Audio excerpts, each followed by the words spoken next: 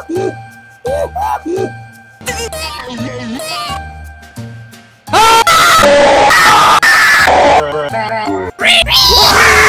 is up, you guys? I'm Charmx, and today I'm going to be reacting to the Netflix series that was also scary for adult James, by The Odd Ones Out. Now, what do you mean the Netflix series that was scary for adult James? Is this supposed to be scary for children, not adults? Because I think, like, Netflix makes a lot of movies, and most of them are aimed towards adults, so I don't know. Also, there's a show on Netflix, a series, I forget what it's called, but it is so terrifying. I guys can't even watch it. I can't even watch it. I forget what it's freaking called, but it is so creepy and like well done. I hate it. I can't even watch it. And whatever. With that being said, the original links in the description. Make sure you guys go subscribe to The Odd Ones Out. With that being said, let's begin.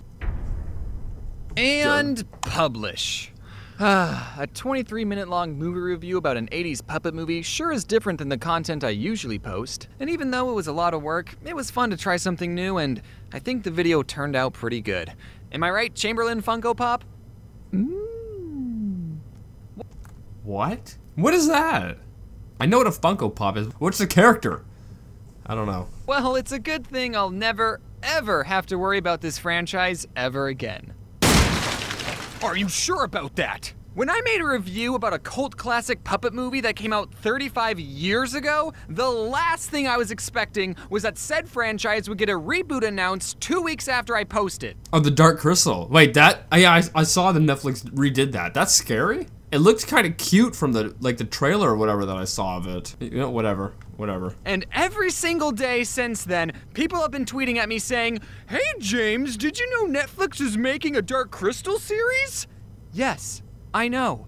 Do you know who you're talking to? If you don't know what the heck I'm talking about, then I recommend you watch my video, The Movie That Was Too Scary for Baby James. In that video, I reviewed a scary kids movie called The Dark Crystal. The movie was more or less a passion project of Jim Henson, the creator of the Muppets, and so this movie was done entirely with puppets. It came out before I was born, but I still somehow watched it and got scarred for life. Wait, so this reboot that Netflix did is also, like, that's scary? In my review, I said some good things about the movie, like I thought it was a very creative and artistic film, but I also said some negative things about it too. As YouTubers, sometimes we forget oh, I wonder who this is. That our videos are public and can be viewed by anyone. Throwing a little bit of shade there, James. And when we talk about companies, we can forget that real people are attached to those properties who have poured hundreds of hours into these projects, and there's a chance they'll see our videos. And unbeknownst to me, Lisa Henson, current CEO of the Henson Company, actually watched it? Saw my video. How does that make you feel? How did you know that? Oh, I guess maybe Twitter or something. And for some reason, I never considered that was ever going to happen. If I had known that Lisa frickin' Henson was going to watch my video, I probably would have worded a few things differently. I don't think she was too mad at my video though, because she invited me to tour the Henson office, and I got to see a real-life Skeksis puppet, which resurfaced an unhealthy amount of repressed memories, and I got to meet some of the puppeteers, which was— Hey, look at the bright side of it. You got to go see all this. And as long as the things that you said in your video initially were true and, you know, not too harsh, then, you know, you wouldn't need to really change anything. It was a whole lot of fun. Also, before Age of Resistance was released, I got contacted by Netflix, and they invited me and some other Dark Crystal fans to an early fans? I thought you weren't a fan. Screening of the first 2 episodes. So is it fans and then just you? And I signed a non-disclosure agreement so I couldn't spoil anything. I don't remember when that NDA said I was allowed to talk about it again, but hopefully I'm in the clear. When I was in the early screening, I just remember thinking about how cool that these characters in this world were back on the big screen. Netflix has a pretty big screen, and the puppetry and cinematography have only gotten better. And the fact that 95% of everything was done with practical effects and puppets, it's beautiful. There's not a single human in this series, except in episode 10 when this puppeteer's head can be seen for a couple frames. I just checked and they actually took it out, so— Isn't that wild how they can, like, edit out things? Which I know, I mean, that doesn't sound that wild. But like, you know how in Game of Thrones, how there was like a water bottle and they went through and edited it out, which I think is pretty crazy that they can do that. Like retroactively edit it out while it's up. Like, that's wild. I still saw it. So much time and care and hard work was put into this series that there was a documentary made about how hard it was to make this series. If any of you are wondering, no, Reunip does not make an appearance in Age of Resistance, nor is there a naked baby Jen puppet. Also, if you're worried that the show wasn't going to be as dark and scary as the original, don't worry, it's darker and scarier than the original. Oh, I bet you loved it. It's weird that the creator of the Muppets, which is such a kid-friendly, you know, family-friendly, wholesome thing, would create something that's like quite scary. I don't know, I guess that shows the different sides of him. The Netflix family Twitter account was nice enough to timestamp every scary part in the series, and as you can see, stuff goes down in episode 10. Surprisingly though, they didn't blacklist the scene of the Skeksis peeing out of 3 different pee streams in episode 6 at 28 minutes and 41 seconds. Really makes you think. So artistically, this series is beautiful, and it needs to do well because it's left open for a season 2, and I want a season 2 to get greenlit. I'm not gonna do a plot summary of the whole thing like I did in the first review. Alright, total side note. If you guys haven't seen the Netflix show Dark, I definitely recommend it. It was originally German, but it's dubbed over in English so you can understand it. If you're gonna watch it, give it a few episodes, like I'm talking maybe 3 or 4. The first 2 episodes, you might not get that into it, but once you're at like 3 or 4, you'll get into it a lot. But it is a fantastic series, and yeah, it is so good. I love it. Side note over. Because I don't want this video to be an hour long and you should watch it for yourself. I'm not just gonna do everything for you, I'm not your mom. But there are some things you should know before you go watching the series. This is kinda spoilery, but I won't spoil that much. So this alien planet is home to these creatures called Gelflings. They can share memories with each other by holding hands, and the girl Gelflings have wings. There's also this other creature called Agura, who's been around since the beginning of the world. She's basically Yoda's sassy grandma. And then out of nowhere, these tree aliens visit. Stay with me here. Legit, the whole thing is hard to get my head around. At this point, tree aliens aren't that surprising to me. And they crack this very important crystal, and in doing so, they split into 2 different creatures. Their goodness becomes this thing called a mystic, who are dumb, and their bad side become these cool bird monsters called Skeksis, and then the Skeksis took over the entire world, so whoops. None of this is explained. Oopsies.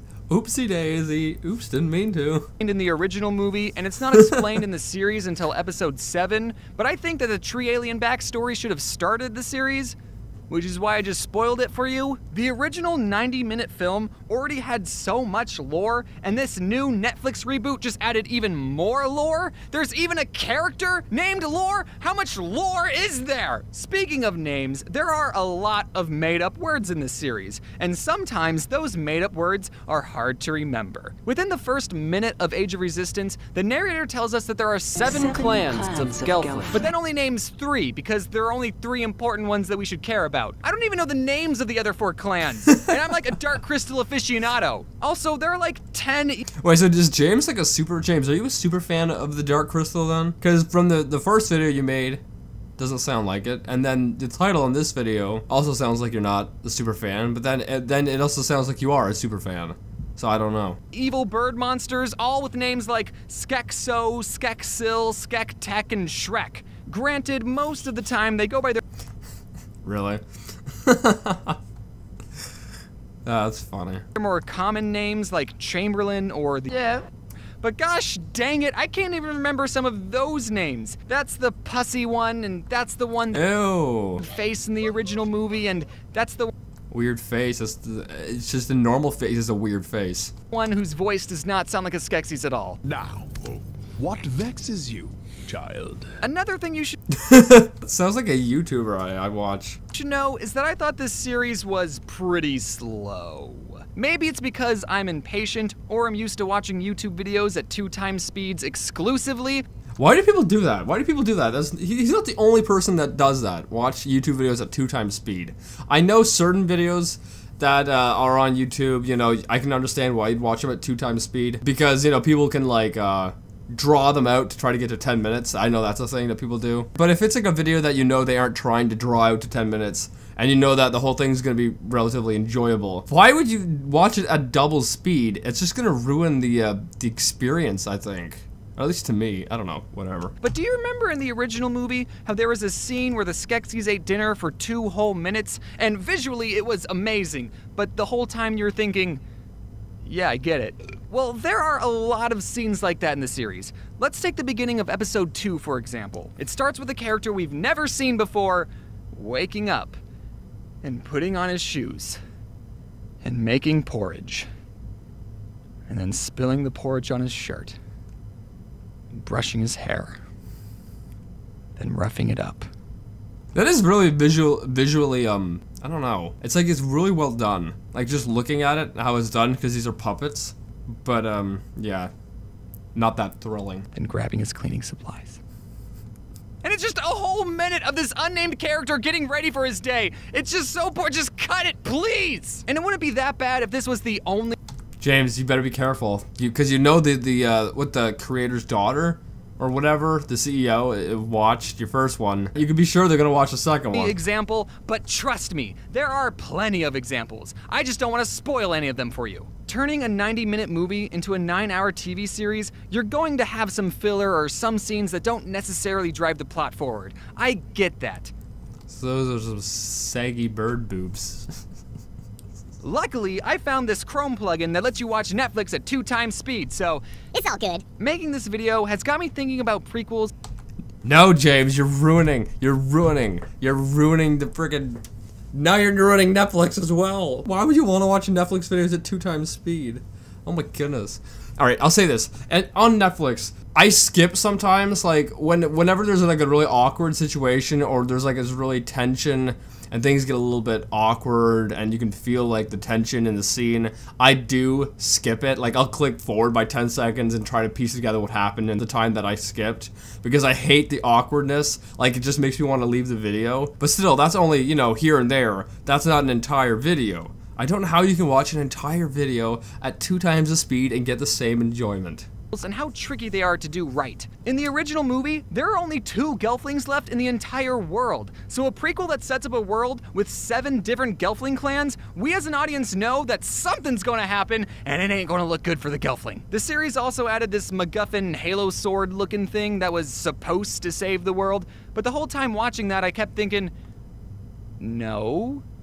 That's not how the world is saved. The world's not saved until 1982. Also, there are certain characters that we know can't die because they're in the original movie, but boy does this show make you think some OG characters are gonna die. It almost makes me wish that the writers used the 80s Dark Crystal movie as inspiration and rebooted this series in its own separate universe. Movie reviewers tend to focus a lot on the negatives. Disappointed Doug.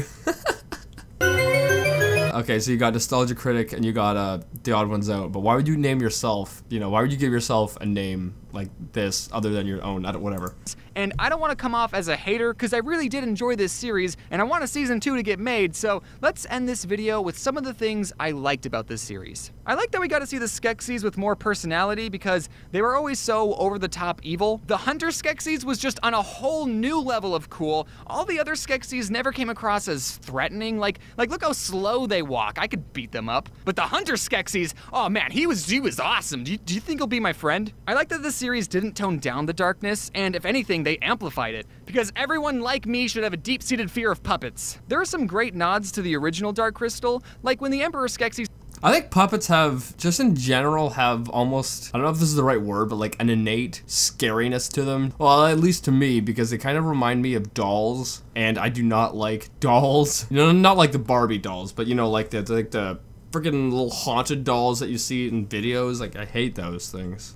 And I guess puppets kind of remind me of them. He says, I will never be dust! but we all know that's the very first thing he does in the original movie. Celadon is a piece of garbage and does not deserve a redemption arc. The voice acting is amazing. There are a lot of talented people voicing these characters, like Luke Skywalker. A YouTuber named Barnaby Dixon, who made these very cool mantis finger puppets, got to work on a scene where the puppets put on a mini puppet show. And that was everything I liked about Dark Crystal Age of Resistance.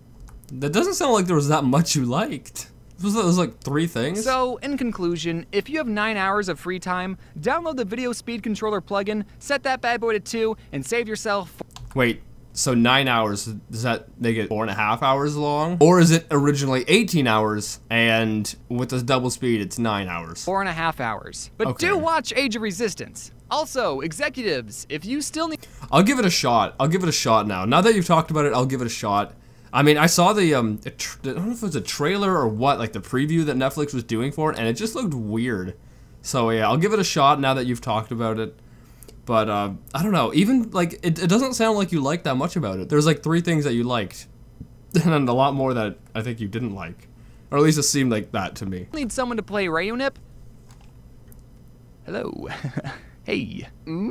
Good morning, everyone. If you're wondering if this is a sponsored video, it's not. I just thought it was very weird that I made a video about a movie that came out 35 years ago, and then a year later, Netflix rebooted it. Isn't that just a crazy world we live in?